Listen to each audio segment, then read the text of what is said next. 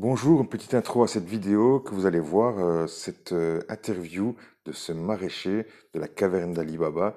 Vous allez voir que ces gens sont formidables, c'est des gens passionnés, des gens passionnants, et je les remercie de m'avoir reçu aujourd'hui pour, voilà, pour vous parler un petit peu de leur métier. Petite interview aussi que je fais pour vous préciser que euh, je n'ai pas vérifié le micro de Didier. Didier, c'est la personne que j'interviewe dans cette vidéo. Et malheureusement, son micro ne fonctionnait pas parce qu'il ne captait pas le son, puisque c'est un micro sans fil. Et donc, tout le son passera par mon micro. Donc, j'ai dû augmenter un peu les sons. Donc, vous allez voir un petit peu les sifflotements des oiseaux qui s'entendent un peu fort dans la vidéo. Mais j'étais obligé, si vous vouliez entendre eh bien, quelque chose de cette vidéo.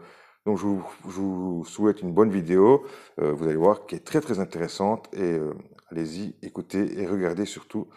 À très bientôt. Et bonne vidéo. Bonjour à toutes et à tous, bienvenue sur la chaîne La Graine du Jardinier Amateur. Aujourd'hui, une nouvelle vidéo et aujourd'hui, comme vous pouvez le voir, je ne me retrouve pas dans mon potager ni dans ma serre. On se retrouve dans une serre et on se retrouve avec Didier.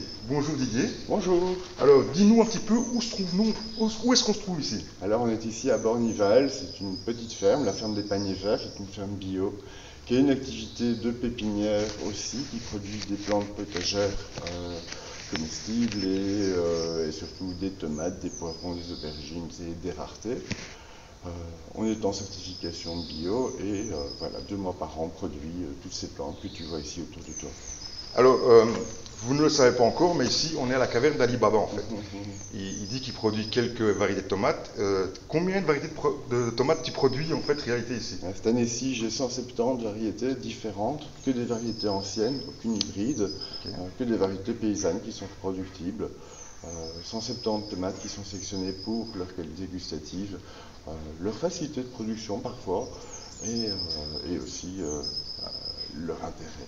Alors, quand je vous dis 170 variétés, tu dis Silvio, attends, 170, t'en fais plus chez toi. Ok, mais c'est la quantité qui est impressionnante puisque tout ça est en fait mis à disposition de tous les clients qui viennent ici. Donc chaque client qui voudrait faire des plants de tomates chez lui sans rien faire du semis jusqu'à la plantation, elle pourrait venir ici parce que, franchement, j'aurais même du mal à venir parce qu'il y a tellement de variétés que ce doit être vraiment très difficile pour la tête. Alors, ici, tu as dit que tu étais en bio, donc tu utilises, je suppose, pas de produits phytosanitaires. Non, Vous travaillez à plusieurs ici? Vous êtes à combien est-ce que vous êtes? alors on est 2,5, des stagiaires. Donc 2,5, tu es enceinte ou? Non, on travaille avec une personne qui est à mi-temps, Ok.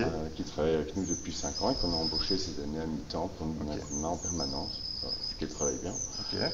Et donc qui a réalisé une grande partie des semis, des repiquages de ces tomates ici que tu vois. C'est Valérie et Laurie qui ont fait une grande partie du travail ici. Moi j'ai étudié, c'était pas compliqué. Et je montais la serre à semis, je terminais le montage de la serre à semis pendant qu'elle faisait le semis. Donc voilà. C'est déjà pas mal de faire des étiquetages ou des fois c'est des choses chronophages un petit peu comme ça. Quand on fait une passion, on ne fait pas toujours des choses plaisantes et l'étiquetage fait partie des choses, mais qui est nécessaire parce que si on ne fait pas d'étiquetage, même si je sais que tu ne fais pas d'étiquetage sur tous tes plants, mais les plants pour la vente, ils sont obligatoirement étiquetés pour ne pas se tromper. Ici, rien que pour les plants, pour la vente, ça représente 5270 étiquettes à mettre. Voilà, c'est ça qui est un plus important. 170 tomates. variétés et 5200 plants pour la vente. Et donc, c'est ça qui est impressionnant surtout.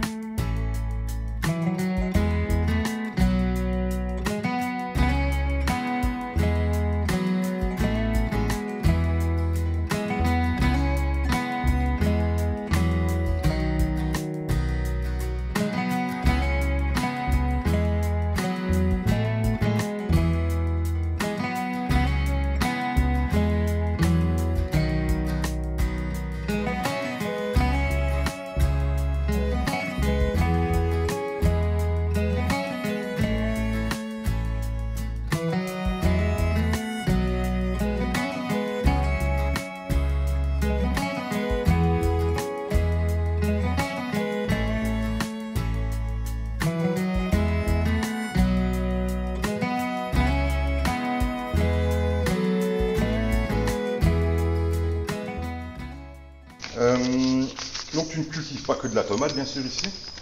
Je fais toutes sortes de légumes, hein, donc on va vraiment faire une grande variété de légumes. Ma spécialité c'est la tomate, le poivron, l'aubergine, tout ce qui est concombre, courge, curbitacées, courgettes évidemment, plus les légumes un peu plus usuels comme des épinards, de la tétragone, de la baselle pour tout ce qui est légumes verts épinards, de la bête à couper, des salades, des laitues, des haricots, des pois. Oui, ça fait la liste est longue. Une liste est longue, oui. On est C'est longue, maraîchers. c'est selon aussi un petit peu aussi des nouveautés ou des envies qui pourraient arriver, des demandes des clients peut-être aussi parfois. Voilà, en fait, comme on produit pour le magasin La Ferme, donc on produit et puis on vend ce qu'on produit directement à la ferme à nos clients. Notre intérêt, c'est de voir la production la plus diversifiée possible. Premièrement, ça limite quand on a un problème avec une culture d'avoir trop de pertes, qui sont ne perdent qu'une culture sur toutes celles qui sont implantées. Et secondo, parce que nous permet d'achalander le magasin avec en été 60 à 65% des légumes qui proviennent de chez nous, qui sont récoltés beaucoup plus frais que ce qu'on trouve dans le commerce et qui sont parfois plus généreux. La nature est généreuse, on peut l'être aussi. Quand j'ai du cresson qui abonde, on fait le pot de cresson en promotion, c'est de plus en gratuit. Tout le monde le sait au magasin, tout le monde vient pour ça. Quoi. Et donc comme tu n'as que ici la petite boutique qui est à la ferme, oui, c'est ça. Donc tu ne vends pas au Biocoop, tu ne vends pas sur un marché bien spécifique. Donc si on veut te retrouver, c'est directement ici, directement au potager. Directement au potager. Et on vient quasiment cueillir ces légumes puisqu'ils sont quasiment... Il y en a qui sont en autocueillette. Il y en a déjà qui sont les framboises par exemple, ce sont les gens qui vont les cueillir eux-mêmes. Les myrtilles que je t'ai montré, ce sera pour les gens cueillir eux-mêmes. Les vergers aussi, c'est pour l'autocueillette. Est-ce que tu aimerais partir vers ce système Ce qui est bien avec l'autocueillette, c'est que ça incite les gens à aller se promener dans le potager. Comme tu as vu, on met beaucoup d'énergie, de temps pour que le potager soit beau à voir. Donc ça invite les gens à aller voir la qualité de notre travail. Et c'est important, parce que quand on voit ça, on se rend compte du soin qu'on met pour notre culture et notre environnement. Et donc ça implique que les produits qu'on va sortir auront le même soin. Donc ça donne une garantie de qualité à nos clients. Le fait d'aller voir le potager, j'en ai parfois. J'en ai qui se retrouvent parfois sur Instagram, j'ai des photos de mon potager sur Insta, c'est trop cool. C'est ça, c'est chouette, ça veut dire que les gens ont aimé et qu'ils ont apprécié cet endroit. Et je trouve aussi, pour ma part, c'est la première fois que je viens ici, c'est la première fois que je rencontre Didier. Quand je suis arrivé, tout de suite j'ai été agréablement surpris. Il ne faut pas oublier qu'ici on est très très proche de Bruxelles, la capitale. Donc on est dans un endroit vraiment de verdure, on se croirait en pleine campagne, même en France. On pourrait se croire en pleine campagne en France, alors qu'on est vraiment pas loin de Bruxelles, peut-être à 15 minutes, allez, on va dire, en voiture de Bruxelles, et à 20 minutes de Charleroi. Donc on est vraiment dans un endroit vraiment clé, puisqu'on peut se rendre facilement ici. Et alors, ce qui est important pour se rendre facilement, c'est parce que mardi, tu as une journée qui est importante pour la ferme. Mardi, on va commencer à vendre toutes ces plantes ici à la pépinière. Donc, on va commencer les ventes de plantes dès mardi. Donc là, on est en train de terminer, puisqu'on est dimanche, on est en train de terminer l'installation. On a déjà vérifié que les étiquettes, tout est bon, les plaques aussi. Oui. On est en train de bouger les fleurs et de réaménager les parcelles qui sont là-bas. Parce que mardi, il va y avoir beaucoup de gens qui vont venir ici et acheter leurs plantes chez nous. On a une certaine notoriété, donc oui, c'est toujours les premiers jours. Est-ce que c'est stressant? Non, c'est gai. C'est gai parce qu'on rencontre vraiment plein de gens qui sont passionnés. Et justement, des gens comme toi qui prennent contact dans ce cadre-là et avec qui on a plaisir à passer du temps quand on le peut. Donc évidemment, quand mardi, il y aura pléthore de gens ici, on aura beaucoup moins de temps à accorder à tout le monde. Mais ça nous fera plaisir de revoir certaines personnes qu'on sait qui seront là mardi.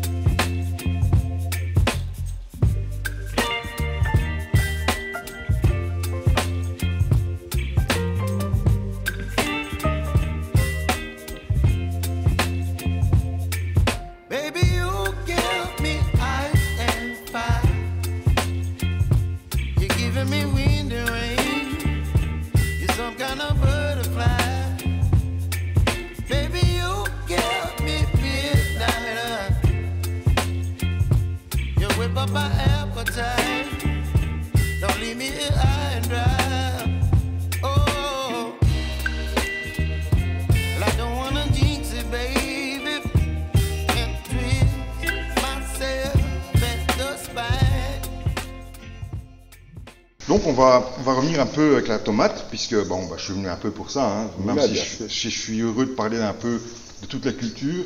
Moi, mon dada, comme je le dis toujours, je suis tombé dedans, ça se voit, hein, dans la tomate, malgré que ça fait pas si longtemps que ça que j'aime la tomate, puisque avant j'avais la malchance de devoir manger la tomate du magasin, et tu le sais très bien, la tomate du magasin, ça n'a aucun goût. Ici, on a la chance de retrouver des tomates, entre guillemets, par quantité incroyable, et aussi des tomates dites anciennes. On va dire dites anciennes parce qu'elles ne sont pas toutes anciennes. Certaines sont plus anciennes que d'autres, certaines sont même très récentes. Hein. Tu as des variétés que tu m'as présentées tout à l'heure qui sont à peine fixées. Celle-ci, c'est une variété aussi assez récente. Tu peux me parler un peu de cette variété un petit peu? C'est une déclinaison d'une zébra en fait qui fait maintenant des grappes en multiflora et des petites poires, tomates cocktail. La tomate est en forme de poire et au format cocktail. Elle fait énormément. Et son nom, on va donner son nom, c'est ça le Michael Pollan. Michael Pollan. C'est la tomate Michael Pollan. Je vous mettrai une petite photo un petit peu de la tomate, comment elle est aussi. Elle est facile à guider, elle se taille une fois et puis elle ne revient pas. Tu peux la guider sur 2 tiges et tu augmentes ta production avec celle-là, puisqu'elle est déjà très productive sur une tige, en 2 tiges. Elle devient vraiment extrêmement productive. Alors, si tu m'autorises, je vais te poser un peu des questions, des questions un peu pièges, parce que bon, il y a plusieurs écoles dans ces milieux-là. La tomate, est-ce qu'on taille ou on ne taille pas? Il y a des variétés qu'il faut tailler. Il y a des variétés où il faut tailler, il y a des variétés où il ne faut pas tailler. Quand on prend des tomates buissonnantes, par exemple, qui se cultivent en grand pot, donc comme Dwarf Purple Heart, qui est une belle spécialité ici, c'est une tomate cœur de bœuf noir. Quand on prend des tomates qui sont cultivées et prévues pour être un pot, on ne taille pas. Plus on taille, moins on a de production. Donc des tomates comme ça, il ne faut pas les tailler. Quand on a certaines tomates comme, je ne sais pas, on va prendre par exemple la Black Cherry, si tu ne la tailles pas, c'est déjà une jungle monstrueuse et tu ne t'y retrouves pas dans ta plantation. Moi, j'ai 1000 plants de tomates, je dois pouvoir les cueillir facilement et rapidement. Donc, il n'y a rien à faire, je dois tailler pour maintenir ma production facile d'accès. Sinon, je vais augmenter mon temps de récolte et je vais diminuer mon rendement et augmenter mes coûts. Donc, pour avoir un coût relativement correct pour mes clients, eh bien, je suis obligé de tailler pour guider mes tomates et ne pas avoir de problème. Donc en fait, ce qu'on va essayer de dire, c'est que ne pas tailler, c'est pas grave pour la personne qui fait ses plants chez soi. Elle va juste avoir des plants qui vont être très buissonnants. Et puis, bon, si elle met 1 heure à récolter ses légumes ou ses tomates, c'est pas très grave. Pour quelqu'un qui va chercher du rendement ou qui a vraiment énormément de plants à récolter, ça va lui faciliter, la récolte, et de 2, ça va aussi faire respirer les plants, puisque comme vous plantez généralement très serré, il faut la place pour que les plants se dévoilent. C'est des choses de bon sens en fait. Il n'y a pas une méthode qui est mieux que l'autre, je pense que c'est le bon sens qui doit l'emporter. Non, bien sûr. Ici, c'est une question de facilité pour moi. Maintenant, la plupart des tomates cerises, tu peux les cultiver sans les tailler trop. Il ne faut pas passer tous les 2 jours. Si tu as des tomates à forte densité de végétation, qui font beaucoup de gourmands, etc., là, oui, tu donnes un petit coup de ciseau de temps en temps, tu tires plus. C'est la logique, en fait. Il faut essayer de tailler toutes les semaines. Il n'y a pas de vraie méthode, il y a une logique. Si vous n'avez pas envie de la tailler, ne taillez pas. Si vous avez envie de tailler, taillez. Voilà. Moi, ici, je taille tous les 10 jours en moyenne. Voilà. Donc tous les 10 jours, je passe dans toutes les tomates et j'enlève une partie des feuilles, les gourmands, pour garder des plants propres. Et ça suffit amplement. J'ai 1000 pieds. Et donc on voit surtout aussi que la plupart, je ne vais pas dire tous, parce que là, ce n'est pas le cas de tous, mais la plupart sont faits en motte, sont semés en motte. Bon, ce n'est pas la méthode que moi je fais, c'est une méthode que je découvre aussi. Donc tu peux nous expliquer un peu le principe, sans rentrer tout dans les détails, en fait, comment ça fonctionne, en fait, ce système. Donc ça, ce sont des modes de terreau qui a été compressés, et dans lesquels on a fait le repiquage directement. Donc on prend la mini-motte germée dans sa cellule de germination, on l'enfonce, et on resserre le terreau avec un pincement sur 4 côtés. Ça tient bien la plante. Le terreau est de très belle qualité. Ça évite le plastique aussi. Oui, ça évite un peu le plastique aussi, évidemment.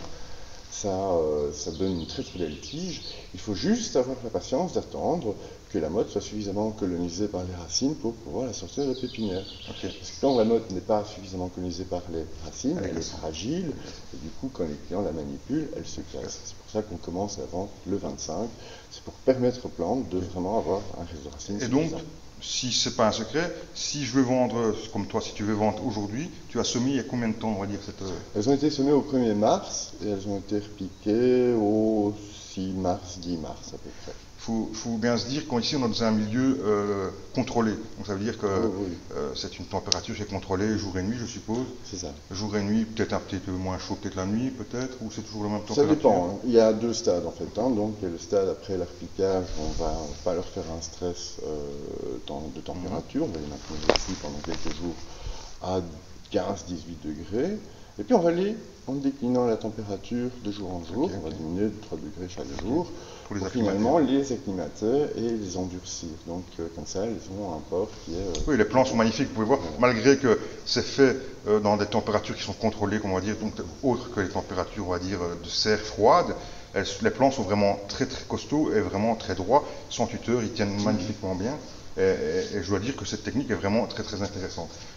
Pour l'arrosage, c'est pas un problème pour l'arrosage? Non, pas du tout. En fait, les plantes sont suffisamment drues et bien dressées avec une tige suffisamment forte que pour pouvoir arroser même par au-dessus avec un jet. Ah, donc on arrose carrément les plants? Ah oui, il n'y a aucun danger avec donc ce que je dis, vous voyez que ça compte pas forcément. Moi j'étais toujours persuadé qu'il fallait essayer d'arroser par bassinage, comme je dis ça toujours, donc par le dessous. Mais ça fait plusieurs vidéos de pros, parce que il faut venir voir les pros, sans voir les pros on ne le sait pas. Je remarque qu'ils disent qu'ils peuvent arroser tant qu'il n'y a pas de fleurs, c'est bien ça? Tant que les fleurs sont pas là. Donc normalement, quand vous avez vos tomates en pot, il n'y a pas encore de fleurs, et tant que vous n'avez pas encore de fleurs, apparemment on pourrait arroser encore par le dessus, par le feuillage. Il faut savoir aussi que quand on arrose par le feuillage des plantes qui ont un pied qui est plus grêle que ça, il y a un risque que la plante se couche. Donc, quand on fait ses semis soi-même, ici j'ai toutes les infrastructures pour faire des semis, des distancés, etc. Quand on fait des semis chez soi, on a parfois des plantes qui sont filées, et donc le pied est beaucoup plus fragile. Du coup, il vaut mieux pas mouiller le feuillage, parce que sinon le feuillage va alourdir et ployer le pied. Donc ça, c'est aussi une raison pour laquelle on va déconseiller. J'allais dire aussi, il arrose aussi les feuillages, mais il est dans un endroit aéré, et comme il dit, la distanciation entre les plants. Alors le fait qu'il y a de l'air qui peut passer et sécher très rapidement les feuilles. Les feuilles, généralement, nos serres, elles sont fermées, parce que c'est pas la période où on peut laisser les portes ouvertes. Et quand vous rentrez, moi c'est le cas dans ma serre, quand je rentre dans ma serre, on a les lunettes qui sont remplies de buée. Ça veut dire que le taux d'humidité est quasiment à 100%. Et donc ça c'est très mauvais en fait, parce que quand vous allez arroser sur les feuilles vont rester humides pendant toute la journée. Exactement. Et là c'est mauvais, c'est là que vous pourrez avoir des maladies. Elles ont été arrosées ce matin. C'est magnifique. Franchement, c'est magnifique, impressionnant. Il faut se dire que c'est bien beau de faire beaucoup de plants, mais ici, tout est vraiment maîtrisé. Tous les plants sont de même, on va dire, qualité. Il n'y a pas de plants qui sont moins bien que d'autres. Et tout est vraiment uniforme. Il n'y a pas de il y a un coin, il ne faut pas montrer. On regardera, je vous ferai une petite vidéo, une petite vue de tout. Franchement, tout est impressionnant. Pour quelqu'un qui aime la tomate, ça doit être difficile de venir ici parce qu'il y a 170 variétés plus ou moins, et il faut faire un choix dans tout ça. Heureusement, il y a des bons conseils que tu conseilles quand les gens viennent acheter ici. On connaît toutes nos variétés par cœur. Oui, parce que je lui ai demandé s'il avait une fiche technique. Bon, moi je note tout, je fais toutes des feuilles sur l'ordi, ainsi de suite. Et lui m'a dit que sa fiche technique était dans la tête. Et donc, parce que je lui ai posé des questions bien sûr sur les conformités des fruits pour savoir, parce qu'il faut savoir que tu fais toutes tes graines ici, en Belgique, donc c'est ça qui est important aussi. Il fait les graines, il reprend les graines, et il a des normes bien sûr pour récolter ces fruits, les plus beaux fruits qui sont conformes, la bonne couleur, ainsi de suite. Et donc, je lui ai demandé s'il avait un itinéraire. Et l'itinéraire est dans sa tête. Moi, je trouve ça fou parce que moi, je n'arrive pas à retenir 4 itinéraires de suite. Et lui, il arrive à tenir des centaines. Oui, mais bon, c'est une passion aussi. Donc, moi, le dimanche, quand j'ai rien à faire, je travaille dans mes tomates. Je suis d'accord avec toi. Ça ne représente pas du travail, en fait. Donc, si je te dis, je passe une fois tous les 10 jours dans mes tomates, c'est un peu faux. Je passe tous les dimanches dedans, mais je ne fais pas tout. Je fais une partie, c'est pas forcément du travail. Après, puis je complète avec un peu de travail le lundi. C'est pas du boulot, j'écoute de la musique, je suis dans mes tomates, je taille, je plante. C'est mieux que de regarder la télévision, des choses comme ça. C'est différent. Oui, mais voilà. J'ai pas la télé. Ah, t'as pas la télé, donc voilà, c'est encore mieux. Vas-y, repose. Voilà.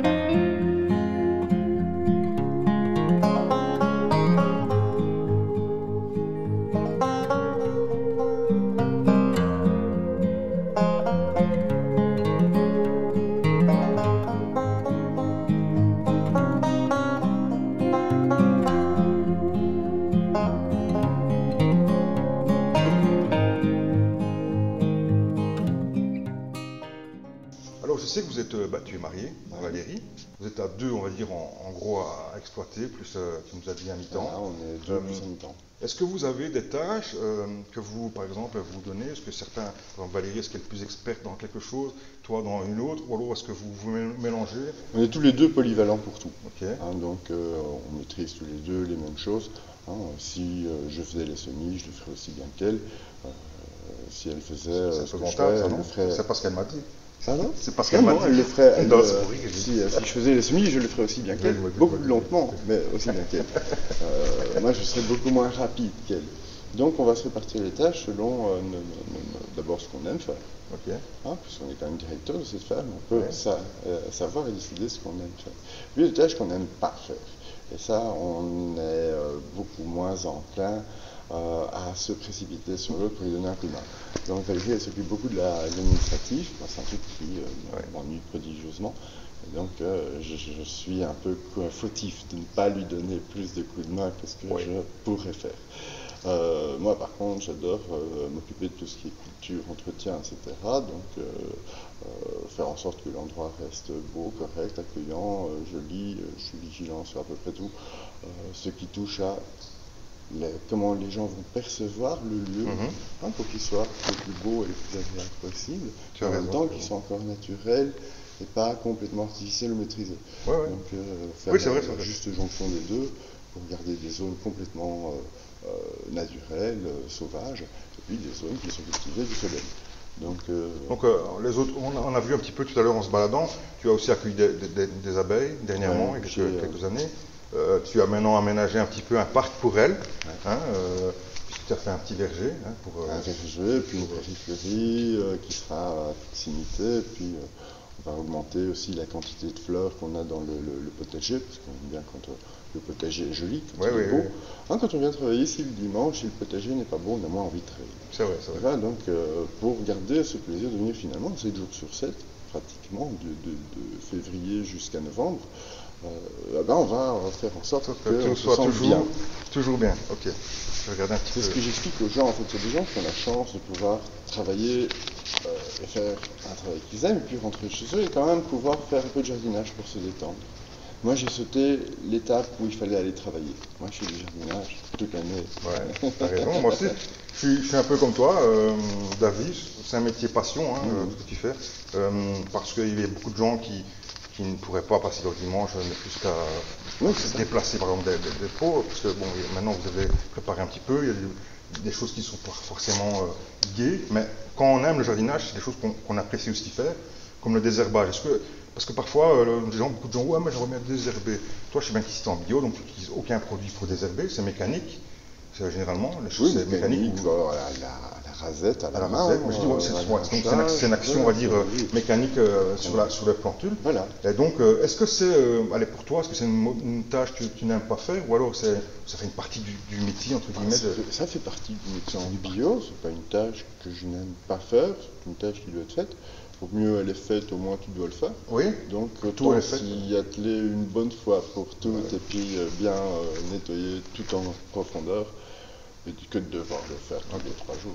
Donc en travaillant en profondeur comme ça, ligne après ligne, on maintient quand même propre. Et pour les gens aussi qui vont venir voir, ils peuvent voir que c'est bien entretenu. C'est ça qui est intéressant. Mais il y a toujours des mauvaises herbes. Oui, bien sûr. De toute façon, il en faut. Il faut que ce nourrir soit l'image. contrôlé. Il faut nourrir la limace. Oui, c'est ça. Voilà. On va terminer tout doucement cette vidéo parce que je prends beaucoup de temps, ils ont beaucoup de boulot. J'aimerais rappeler donc que ce mardi, il y a ouverture aux personnes qui voudraient acheter des plants de tomates en premier, et ensuite ce sera le reste qui va commencer. Tout ce qui est prêt, déjà disponible, sera en vente. J'ai déjà oui, tout ça c'est prêt. J'ai déjà une partie des courgettes qui est prête, qui doit être transportée, là tu vois, elles sont toutes là. Donc à partir de ce mardi, et c'est ouvert tous les jours, c'est quoi les horaires? Mardi, mercredi, jeudi, vendredi, samedi, de 10h à 17h. 10h, 17h, pendant le temps, la vente des... Je dirais 2 semaines, le temps d'écouler tout ça. 2 semaines. Vous voyez donc, il faut se dépêcher, il ne faut pas traîner, il ne faut pas se dire ouais je vais attendre le 15 mai, parce que le 15 mai vous risquerez d'avoir beaucoup moins de choix. Ah oui, c'est sûr. Déjà la première semaine, les 3 premiers jours, vous aurez déjà des variétés qui vont manquer. Mais des trucs qui vont manquer. Mais vous avez la chance d'avoir beaucoup de variétés Et ne restez pas bloqué sur certaines variétés qu'on connaît, les cœurs de bœuf, ainsi de suite, les cornilles des Andes, la green zebra. Il y a d'autres variétés qui peuvent aussi être aussi bien et être à découvrir et qui produisent très bien. Je te remercie Didier de nous avoir reçus chez toi. Je remercie Valérie qui travaille là-bas. Hein. Merci beaucoup. Et pour nous, on se retrouve très bientôt. N'oubliez pas, c'est en semant n'importe comment qu'on récolte n'importe quoi. À bientôt.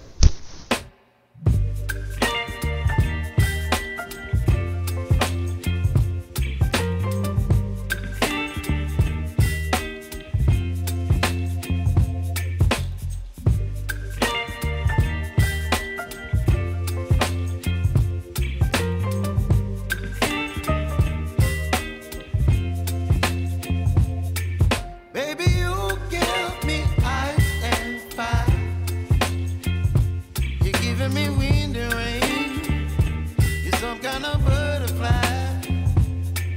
Baby, you give me midnight. You whip up my appetite. Don't leave me here high and dry. Oh, well, I don't wanna jinx it, baby, and twist myself at the spine. Don't wanna overthink it, baby. It's just